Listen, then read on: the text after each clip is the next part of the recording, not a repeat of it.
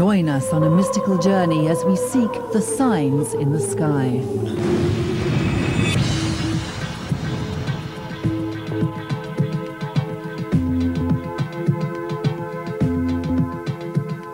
The spirits of devils working miracles go forth unto the kings of the earth and of the whole world, to gather them into battle of that great day of God Almighty.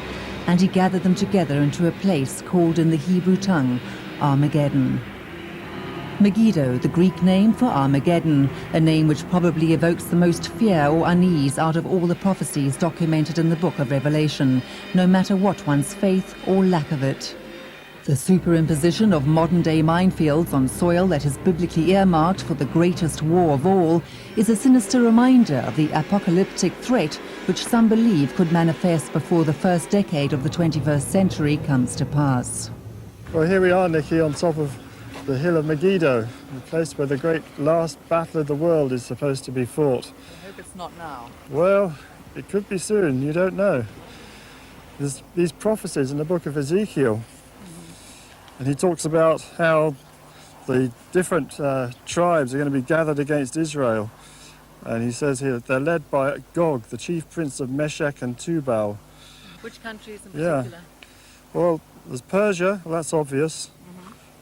Cush and Put, I believe Cush is Libya, and Put, I think, is Ethiopia. To identify the start of an age immediately raises the question as to its end, and when the age is our own, we naturally want to know how and when this is likely to manifest.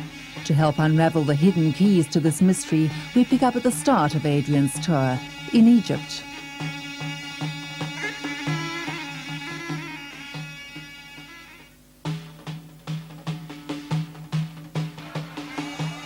Cairo, a sprawling metropolis where the predominant faith is Islam.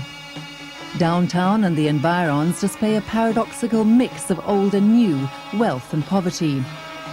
But the most striking and most remarkable feature of all is the country's oldest asset dominating the desert nearby, the pyramids of the Giza Plateau. Robin Cook, the illustrator for the Orion mystery, made a very interesting discovery, which was that you can draw lines of alignment from the Khafre pyramid through these satellite pyramids of Mycerinos, and that those alignments are parallel lines at exactly 30 degrees to the north-south meridian running down there.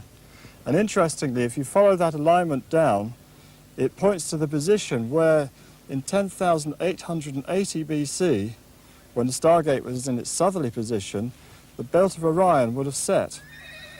So, in a sense, that alignment points towards the beginning time, Tep Zepi, the start of the present cycle, which has now just ended.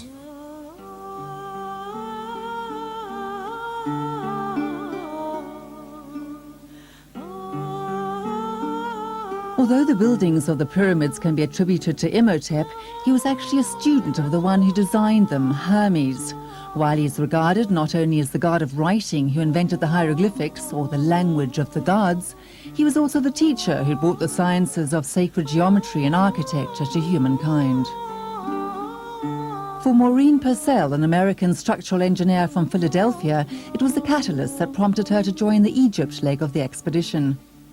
I think they're very fascinating, and their knowledge and technology was far advanced, superior to what we're doing today. I don't believe people have realized what energy they can get from a pyramid structure. The pyramid structure just produces a much different feeling, and somehow we've gotten off the track of that in architecture throughout history. How much more needs to be unraveled about the mystery of the pyramids? Now, I believe that we have found some of the secrets of the pyramids. I think it would be a fool who said we understood everything about the pyramids, because we keep discovering new things. 10 years ago, who would have guessed the idea that the pyramids represented Orion's belt, and that the constellation of Orion is so important in the life of ancient Egypt? It's only with the advent of computers and modern technology that we have the keys and the tools to begin to explore these things and to make these discoveries. Many people ask me, Adrian, what is a Stargate? Is it something like that science fiction film that they had where they found that machine next to the pyramids and they were able to beam themselves away to the stars? Well, it's actually nothing to do with that, but it is very real nonetheless. In the ancient world, they had a conception that heaven has two gateways. And these gateways were positioned at very specific places in the sky. They were the points where the ecliptic, which is the pathway the sun follows through the course of the year, crosses over the Milky Way, which is a great band of stars in the sky. And these two positions where these two circles cross over is where they believed the gateways were that souls come into life and go out of life. And one was positioned in Gemini, just above the hand of Orion. And the other one was positioned in Sagittarius, above the sting of Scorpio. So we had the Scorpio gateway, and we have the Orion gateway. And these are the two Stargates. Now, because of the motion of the sky through the precessional movement of the Earth, it's kind of like a spinning top that's running down movement of the Earth, the positions of the Stargates move in relationship to the celestial equator, which, if you like, is the projection of the equator into the sky. And that means the Stargates move up and then they move down. From the bottom position, moving up to the top position, takes about 13,000 years. So these Stargates are very real astronomical markers, if you like, in the sky. And that's why, actually, in the Christian tradition, St. Peter has two keys. He's supposedly, within the Christian belief system, the custodian of the gates of heaven. Jesus is supposed to have given him the keys to heaven, actually at a place called Banias, or very close to the location of one of the terrestrial counterparts of the Scorpio Stargate. So these things do have a connection, and there's a hidden story within the Gospels that people are not aware of. And yet some of the imagery still persists with us, with St. Peter with his gold and silver keys, one for the northern gate and the other for the southern gate. As you know, the Pope is supposedly, certainly within the eyes of Catholics, the successor of St. Peter. In other words, the promises made to St. Peter by Jesus, it's believed, have been inherited by the Pope as the living custodian of those keys, which is why on the papal tiara you see the two crossed keys as a symbol of papal authority. The dictum, as above, so below, was ingrained in Egyptian mythology, that the workings of heaven were reflected on earth.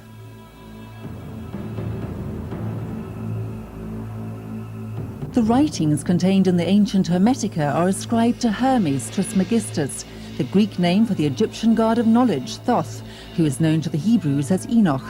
Throughout pharaonic Egypt's expansive history, Thoth was regarded as the great initiate to have brought knowledge of the divine down to earth and imparting holy wisdom. His understanding of the rational interconnectedness between heaven and earth was passed on to initiates and scribes.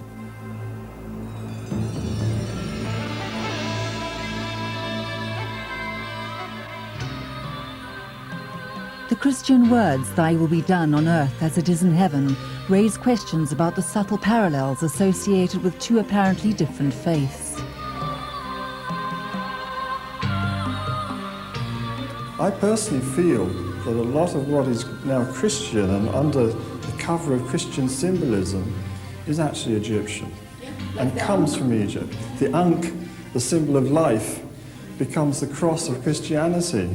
Now, Giordano Bruno said that in 1600, and they burnt him at the stake in Rome for saying it, you know, and other things too. He was saying what I'm saying, but of course he couldn't say that then. He was considered a heretic, and the Pope had him burnt to death. I mean, you must have seen all the little statuettes of Isis with the child Horus sitting on her lap, or she's giving him a breast. This is the archetype, the prototype of the Virgin and Child statues that we have in Christianity. They just took the symbols, they changed the names. And you see, within the Christian tradition, we're taught that Jesus really was King of the Jews. They wrote it on his cross. The Jewish throne was a lion throne. Judah is the lion tribe of Israel. Moses took the wisdom of Egypt out of Egypt into Judea. He brought so much knowledge with him, and I should be showing you when we go to Israel a lot of what he brought and how it ties in with the knowledge here earlier, the link between the Temple of Jerusalem and the pyramids, and what the connections with the constellation of Leo, which we'll be talking about as well. They believe that their gods came from the stars. Now, whether we're talking about physical beings or spirits, they certainly believed that civilization was brought to Earth from the stars. And what's more, they believed they would go back there. The whole Osiris process was to turn the pharaoh into a star so he could go to Orion and become a star in Orion. The idea that angels or gods or higher beings came from the stars to Earth and implanted amongst us the knowledge and teachings of Hermes runs right through Egyptian culture and religion, and it's not to be denied. But you wouldn't actually say yourself that they came from the stars, categorically? Well, what I would say is that the souls came from the stars, but whether the physical body, what you're trying to say is that the physical body, that extraterrestrials came here and interbred with monkeys or something like that. I'm not a DNA specialist. I wouldn't begin to think about saying categorically something like that. Maybe it's true, I don't know. All I can say is that they believe that their souls came from the stars. The early Egyptians believed the sky goddess Nut gave birth to the sun each morning and died in her arms every evening, a celestial demonstration of physical birth and rebirth. Thus the sun was symbolic of the continuum of life. It was life-giving. In ancient Egypt, they had the same idea of the Big Bang, the great orgasm, that God masturbated himself to create the first matter. It's a very, it's difficult for a Christian to sort of begin to approach such an idea. But they were very physical in the way they looked at things, and they were very practical in a way. They said, well, everything had to be created out of nothing, and how did God create out of nothing? Well, he must have had a big orgasm, and the matter that he ejaculated became the universe, which is not such a stupid idea, really, if you understand it figuratively and you don't take it as being literal. The sun god sailed in his boat called a bark through the skies during the day and through the underworld at night. Originally, the sun god was associated with Horus, whose eye was the sun itself. Later, the sun would be associated with Ra, or Amon-Ra, the higher, more exalted spiritual form, of which the obelisk at Heliopolis stands in his honor.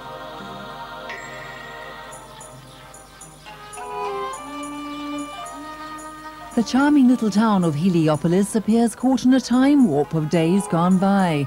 Days when Mary and Joseph are said to have rested with the baby Jesus under the Mary tree, following their flight to Egypt.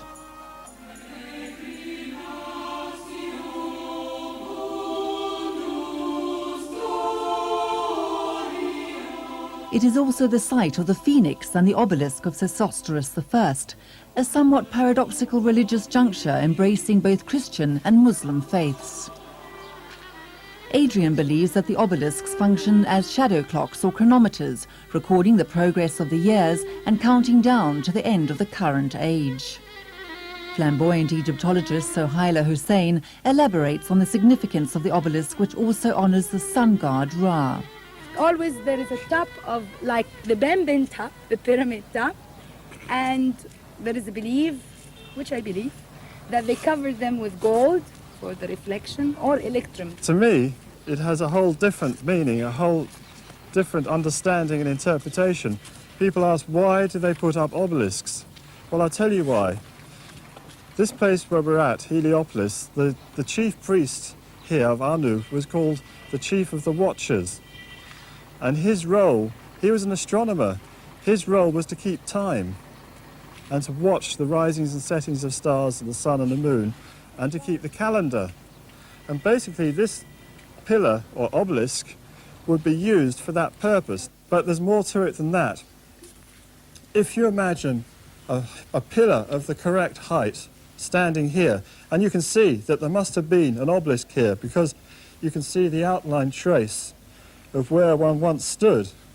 On a certain day of the year, the shadow would be the right length to reach the walls of this little temple enclosure. So that would mark out the timing for you. Can you see that? So this temple here, the Phoenix, gives you the times of year and helps to set the calendar, preserves the cycle of things. Now, the numbers of Thoth are really to do with the angle of 51 degrees 51 minutes, the pi angle as it's called, because as I explained to you, the circle has the same perimeter. The circle drawn by the height laid on the ground has the same perimeter as the square with the relationship of 7 to 5.5. And if you had a measure with us, we could measure out this temple here, and we could find out the perimeter of it, and we could work out exactly the height of obelisk that we would need to cast a shadow that would give us that relationship that we wanted. But what he's basically done is he's taken the special dimensions from this temple and the height of the pillar that was in it and the triangles that would be generated by using the shadow lengths and linking to the top.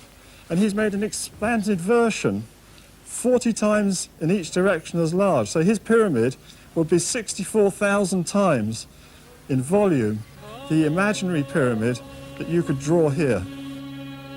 This is, to me, the most important place in the Cairo area because it's the origin of the whole system.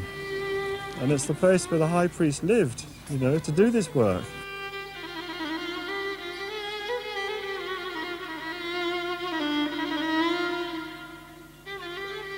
Within the sprawling framework of the famous Cairo Museum, the entire Egyptian history is meticulously chronicled, spanning each of the dynasties.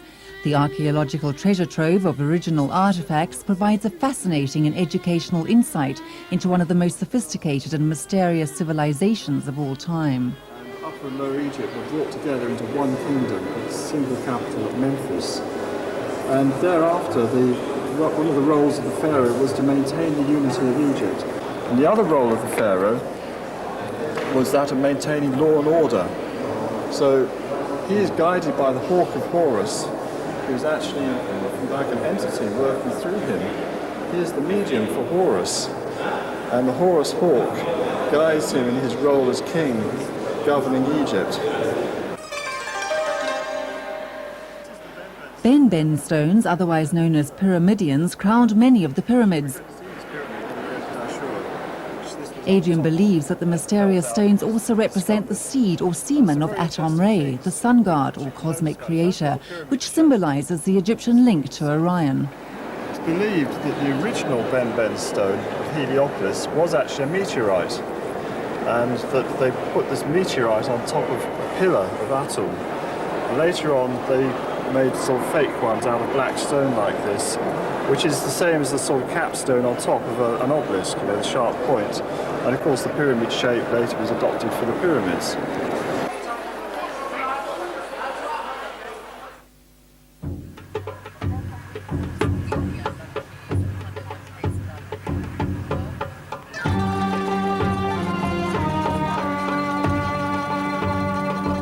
Khafre's pyramid, the most awesome structure in the world, was poised to be the highlight of the trip.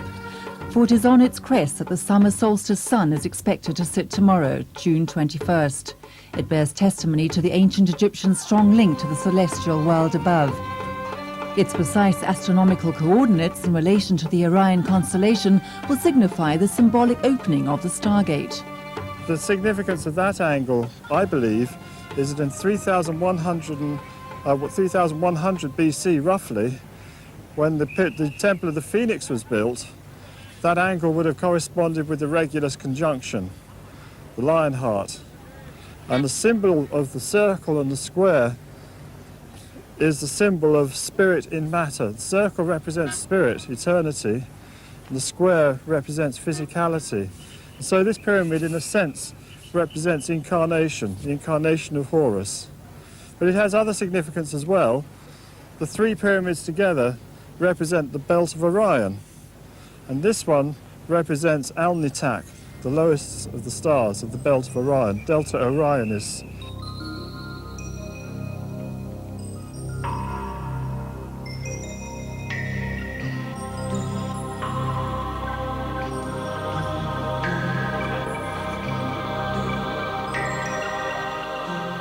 these so-called air shafts or vents that run out through the walls don't actually go right through the pyramid. They're blocked off at the other end. And this end was blocked up as well until about 1882, when an English engineer called Wayman Dixon worked out from the equivalent shafts upstairs in the King's Chamber that these should be here, and they found them. And in fact, this shaft here, the first one we look at, is in the northern wall of this Queen's Chamber, and it's actually aligned to the position the little star Kochab in the Small Bear constellation lines up as it turns around the North Star. And that constellation is shaped like a little tool called a mesh tube, which they use for opening the mouth of the mummy pharaoh. And they take the mesh tube at the moment when the Little Bear constellation lines up with the shaft, and they cut open the bandages, and symbolically the pharaoh takes his breath and he's reborn. The second part of the second phase of this legend is that the now resurrected Osiris has to copulate with his wife Isis to produce the next pharaoh. Well, Isis is symbolized by the star Sirius. And the star Sirius culminated in the southern sky in line with this shaft. So on the appropriate day at dawn, when Sirius lines up with this shaft, they take the mummified pharaoh up to there, and symbolically he copulates with the star Sirius. So that 9 months later, when Sirius makes its first appearance at dawn, the new pharaoh, the new Horus king, is born.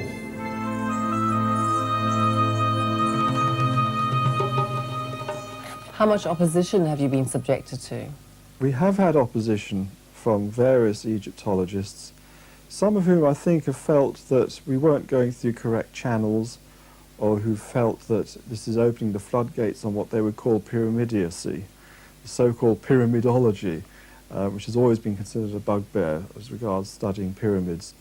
In general, you could say that the alternative viewpoints on the pyramids fall into two camps.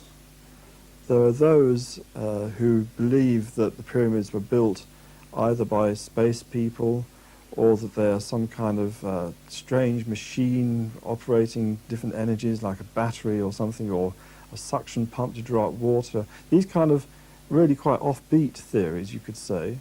And there are others like myself who, while saying that they don't accept the orthodox view that they're simply tombs, say that they believe that there is something in their architecture, that they're symbolic monuments, and that if you can read the symbolism of the pyramids, then you can regain and retrace some of the lost knowledge of the past, that the ancients actually left us a message in stone, and it's down to us to decipher that message, because it could be important for our day. Finally, the big day dawned. In preparation to witnessing whether Adrian's revelations would manifest, we gathered together close by the mysterious Sphinx in good time for when the guards would open the Giza necropolis to visitors. Now, there's a theory, a popular theory in recent times, that the Sphinx was probably carved maybe 10,500, 10,800 BC, which would be at the beginning of the last Stargate time. But at that time it would have been carved as a lion. Now, most people say that he's meant to represent the pharaoh Khafre, who built the pyramid behind him, but I don't believe this. I think he is actually carved to represent a Middle Kingdom pharaoh, possibly the same Sesostris who put up that obelisk that you saw yesterday.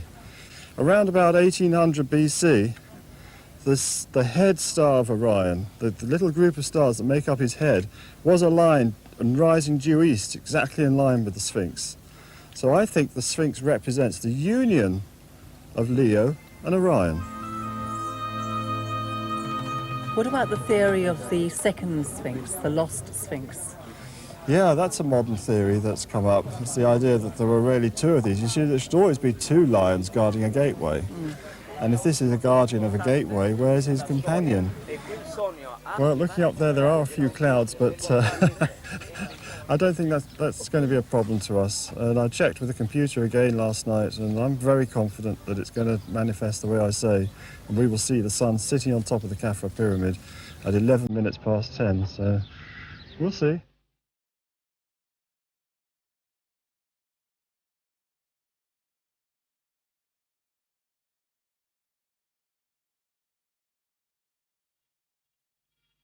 Walking up the causeway, we made our way to the foot of Khafre's masterpiece, just as the ancient Egyptian priests would have done at the time it was built, around 2400 BC. An acute sense of expectation permeated everyone as we assembled close to the structure's western face at 9:30 a.m. Although still in shadows, we were already able to see the sun hovering just above its apex. We've seen the figure of Sahu, Orion, with his hand to the Stargate. But you can't open a gate if you don't have a key. So I'm going to give you each a key, and at the appropriate time, you can point it at the Stargate. Because I'm the Rais, the head man, of course, I have a bigger key. Not fair. The baby. This one gave birth to all of these. This is it. This is the key of Atum. How much?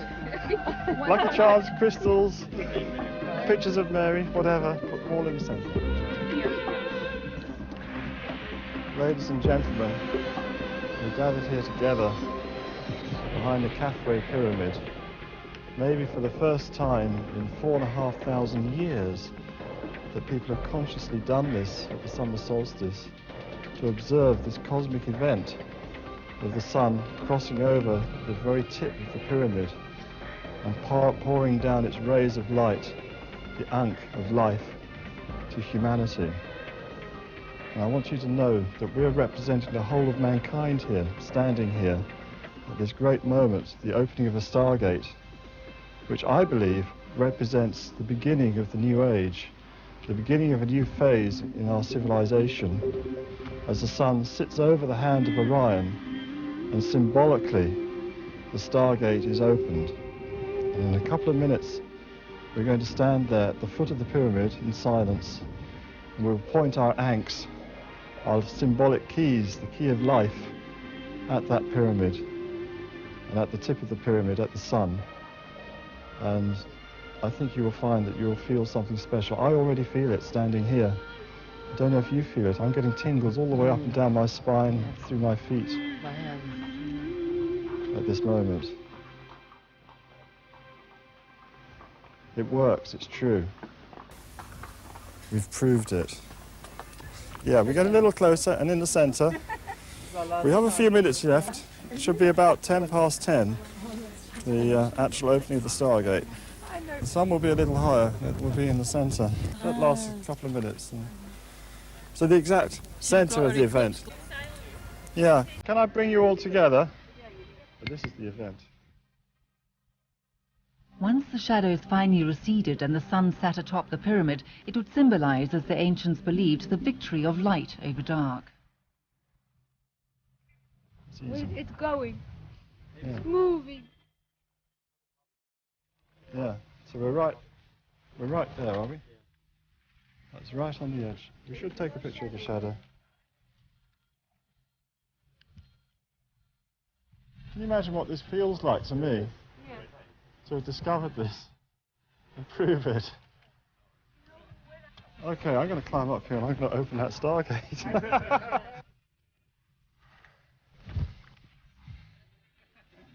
Okay, ladies and gentlemen, point your ankhs at the sky. I'm going to open the Stargate. Let the new age begin.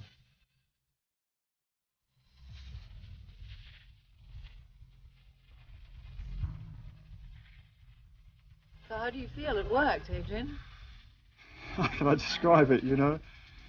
You fiddle with a computer and you're never quite sure. I mean, there might be a bug in that program and you might have made some mistake and it's a sort of couple of degrees out and I'm going to look a fool. But we've done it. We've proved it. You proved it. You know, this is, I can't describe it to you. It's like, this is real Egyptology. It's like discovering the tomb of Tutankhamun. We now know why Khafre built his pyramid with this slope. It's a summer solstice pyramid, and we've proved it. Look at it. I mean, it's just us here, right?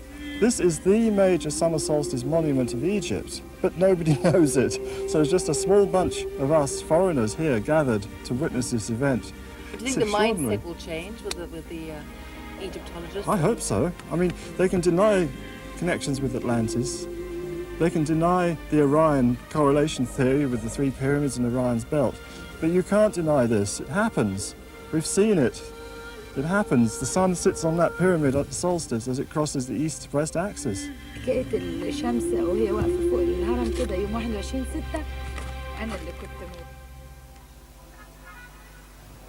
Dwarfing mere humans, the giant pyramids, these silent sentinels of the desert, had whispered another secret into the ear of one man, a man who was prepared to listen and seek the answers to a lifetime quest, the next phase of which takes us to the Holy Land.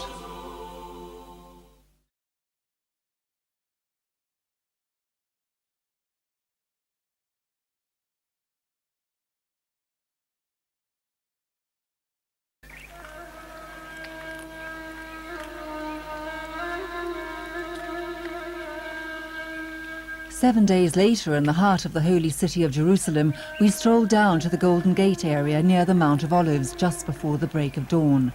We were hoping to witness the second phase of the Stargate event, Orion rising over the Mount of Olives. Should we do it down here, or do you think we can get up there?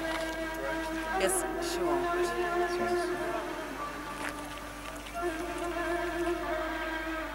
And we're sitting beneath the Golden Gate, which you can see up there. And that, by tradition in the prophecies, is supposed to be the gateway that the Messiah will come through when he enters into Jerusalem. Unfortunately, in the 7th century, when the Muslims took the city of Jerusalem, they decided to brick up the gate to stop him coming in. So I hope he brings a hammer and chisel with him when he comes.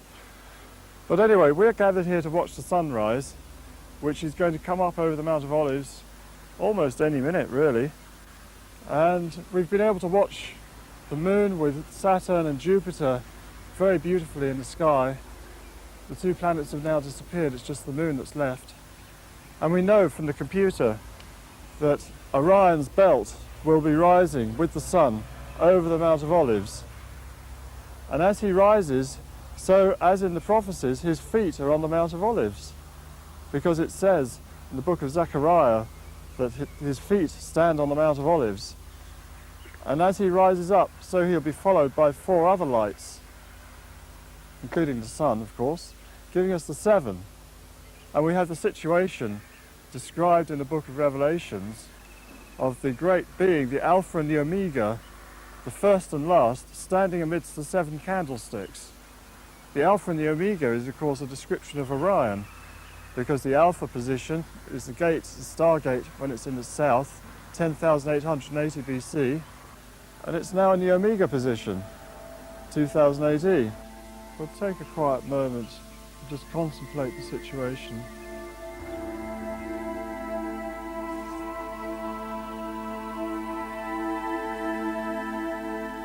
Then shall the Lord go forth and fight against those nations as when he fought on the day of battle, and his feet shall stand that day upon the Mount of Olives, which is before Jerusalem on the east.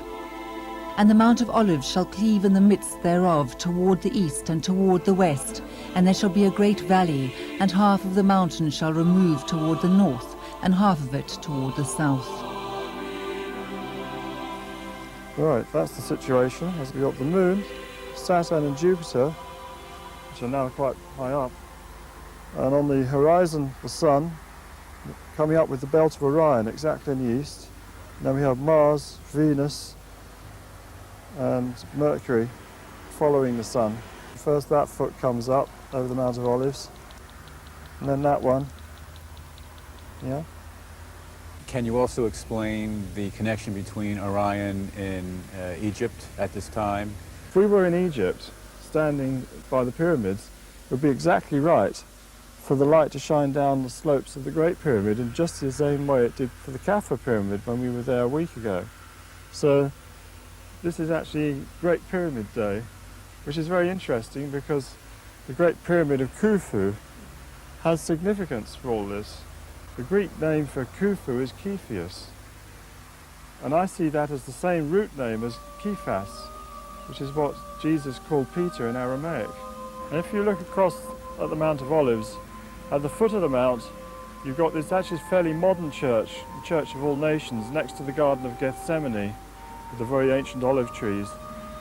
And on the pediment of the church, you see depicted there the scene of Jesus praying in the garden, his disciples falling asleep next to him.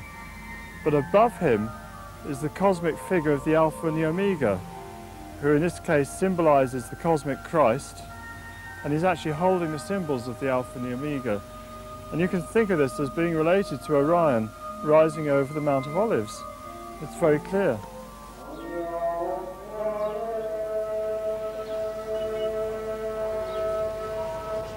We're now gathered at the foot of the tomb of Zechariah the prophet, or so they say. It's what I call the Pyramid of Jerusalem. And as you can see, it's a small pyramid on top of a temple, which is very typical of actually New Kingdom pyramids in Egypt. So this temple was probably here at the time of Jesus. And we're sitting here at the foot of it, and the sun is just on the top, crossing the east-west axis, as it did with the Khafre pyramid when we were in Egypt. So this is symbolic to me of the opening of the Stargate 2. The slope on this pyramid is 60 degrees, which is not actually correct for Jerusalem. It should be about 49 degrees. But that is exactly right for Heliopolis, as we saw when we were in Egypt, for the pillar at the time of the equinox. So in a sense, this little pyramidion is pointing to Egypt, pointing to Heliopolis. And Zechariah is also the one who talks about mighty earthquakes here, and how the Mount of Olives will be split in two, and waters will start flowing from Jerusalem and fill this valley here, and some of it will flow eastwards towards the Dead Sea, and some will flow westwards towards the Mediterranean, two great rivers. And we have this idea of Judgment Day right where we're standing. This picture shows a sort of Jesus Christ figure, who is the Alpha and the Omega. He's also an Orion figure, with the three stars of his belt there shown. And he has two keys, one for each gate, the Alpha and the Omega gates. And actually the positions of the stars here are exactly right for today, 29th. If you come and stand here, you'll see the sun right on top of it. Jerusalem, the crucible of the West's three major religions, hosting more shrines than any other city in the world. With overlapping beliefs about the same sacred sites, it has been the hub of devotion and conflict for over 2,000 years. The famous Temple Mount is one such spot. Beneath the golden dome of the mosque, the third holiest site in Islam, lies the sacred rock revered by both Jewish and Muslim faiths. The rock provided a portal or place of ascension to the stars, the well shaft having a corresponding spiritual function to those of the pyramid. Muslims believe that the Prophet Muhammad himself ascended from the rock into heaven on a strange beast during his night journey. And this is symbolically the centre of the world. And the stone in there, the Qibla, is a navel stone. It's the stone around which everything else turns. And that has a great deal of symbolism and significance when you start talking about signs in the sky, and the connection between as above, so below. In the book of Revelations, a new Jerusalem comes down out of heaven with 12 gates and 12 pearls upon the gates, one gate for each tribe, and of course one gate for each sign of the zodiac. Now I want to relate something to do with the prophecies of Jesus as well. In the Matthew Gospel, Matthew 24, he actually sits on the Mount of Olives and he makes predictions about the end of the world. And he talks about various destructions and so on, and he says what the signs are that are to warn us for this coming thing. And one of those signs is, as lightning comes from the east unto the west, so will be the coming of the Son of Man. The word for lightning is astropy. And that's very similar to the Greek word asteres, or asteroi, meaning stars. They both come from the same root word, aster, which means a light. So what it's really talking about is the lights going from the east to the west, so will be the coming of the Son of Man. But which lights? Which stars? And the stars, actually, I believe, is the belt of Orion.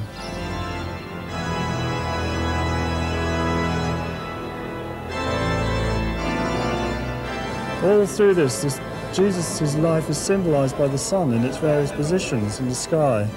Baptizing position, the crucifixion position, then later on the resurrection position, and then rising again on the Mount of Olives. And of course the taking of the gospel to the four directions, which is why they have the four beasts. Matthew, Mark, Luke and John represented by the bull, the lion, the man and the eagle. Do you think the gap is narrowing in terms of orthodox and non-orthodox views, including science and spirituality? Although I love Egypt and the Hermetic doctrines and I study all these things, at heart I really believe in Jesus Christ and his mission on earth. But I see it in a cosmic context. I see it as being, to understand it, you need to know the context of the traditions that he was working within, so you can begin to understand his prophecies. For example, you cannot understand the book of Revelation without understanding something about astrology. And yet the church denies this, and so it becomes a totally closed book. And I'm reminded of words of Jesus himself to the Pharisees, when he said, look, you don't go in yourself, yet you hide the keys from others.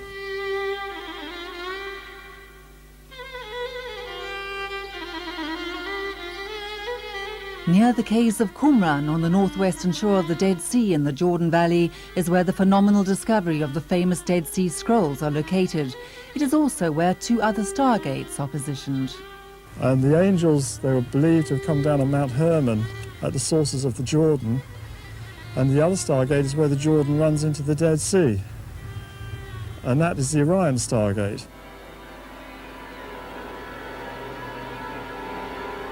The entire area lying below sea level is also where prophecy and geological reality in the form of major earthquakes and flooding collide.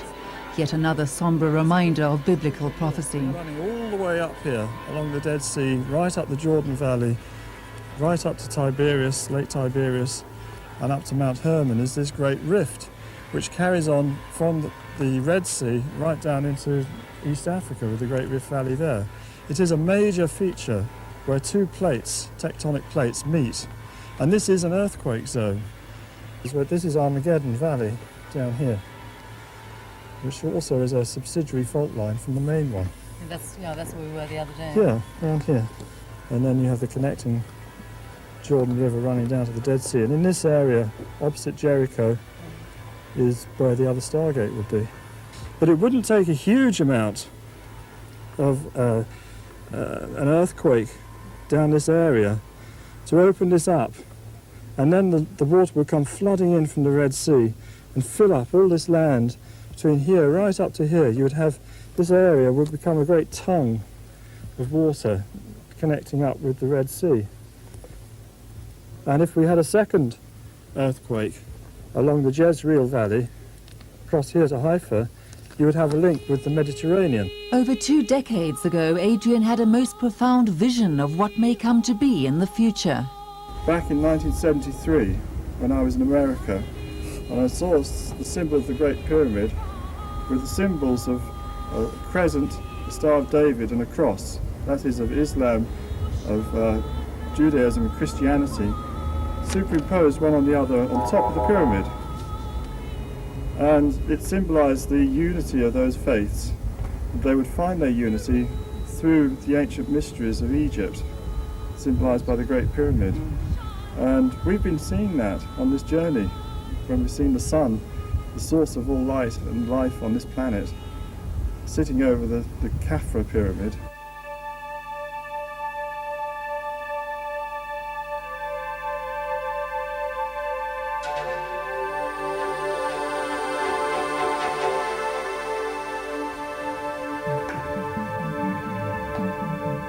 With so many years dedicated to researching this enormous subject with all its hidden layers and nuances, there was a lot for the group to digest in a period of only 2 weeks, despite the fact that many have academic backgrounds. But I think a change in enlightenment is happening, and a change in spirituality and consciousness. So that's something that we all have to look forward to. And I think Adrian is helping usher in that new age. People have talked about, written about in every religion of the world about a shift or a change coming, not an end time, but more an ending of the old. The question that hangs over the plain of Armageddon, looking out from the hill of Megiddo, is that if the apocalypse is a foregone conclusion, will it manifest in the same way as is prophesied in the Bible? Could the spiraling unrest in the Middle East symbolize the beginning of the war of all wars? If you look at this area here, this is ideal for tank warfare. You imagine a great armoured convoy coming down here, thousands of tanks, and invading Israel. This is what it seems to be talking about, because in the book of Revelation, where it refers back to this same prophecy, it talks about these armoured scorpion horses. And I think that's what it's talking about, is tanks. Yes, yes. There have been many doom and gloom prophecies about what the end of days will bring and when that time might be. But it's not since the advent of the computer age that a scientific lens could be applied to unravelling these prophecies. Working with the Sky Globe program, you can do in seconds what would have taken astronomers months of calculations to do. And if they had attempted to do this sort of work, they just could not explore the way that we have, or the way I have in this case, using that program. One book that claims to have penetrated the real meaning to messages embedded in biblical text is the Bible Code. The author believes that the 3,000-year-old code that he has decoded from the most read book in the world may be the very sealed book revealed to the Hebrew prophet Daniel by the angel. Will the beast of Revelation prevail in the form of earthquakes and global chaos? Or do we still have time, by taking cognizance of the modern-day scientific interpretations of the prophecies, to divert such an apocalypse? The many prophecies have been made by people who perhaps know more than I do about physical signs, earthquakes, tremors and things, and we should take note of these things. And actually I do believe that we're moving to some kind of crisis point. I do think there's going to be a major shaking out. But I don't like to be negative about things like that.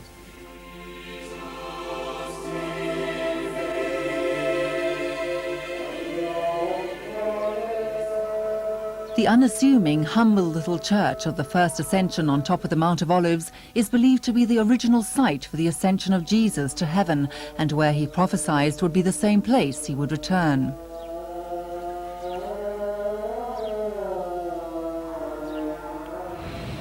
Of all those in the group, Khan appeared to have been the most spiritually moved. The night before we gathered at the church, she had an extraordinary channeled message during a meditation about what would unfold the next day and the symbolism associated with it.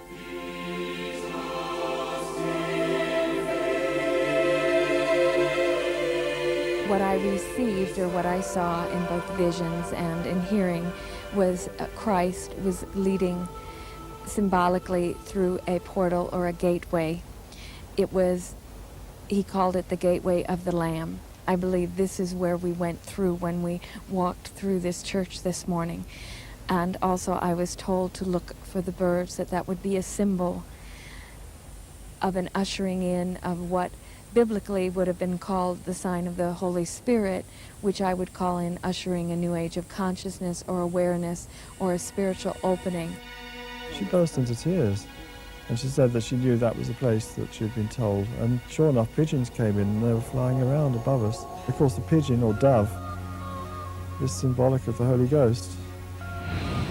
I believe that there will be a continuation of a new rise of Christ consciousness. It's given me insight into what I have to do now for the future. There are certain very powerful energies out in the world, and a great possibility for change. There's lots of things that the world needs to make it a better place. You know, that's kind of a question that has no real answer. We certainly felt the energies in here today, and that the power in the unseen world is something else in this building. And I think we all felt something very special here. So thank you, ladies and gentlemen. This is actually the end of our Stargate tour. It's the end of our pilgrimage, you could call it. And it's a very special place to do it. Very special.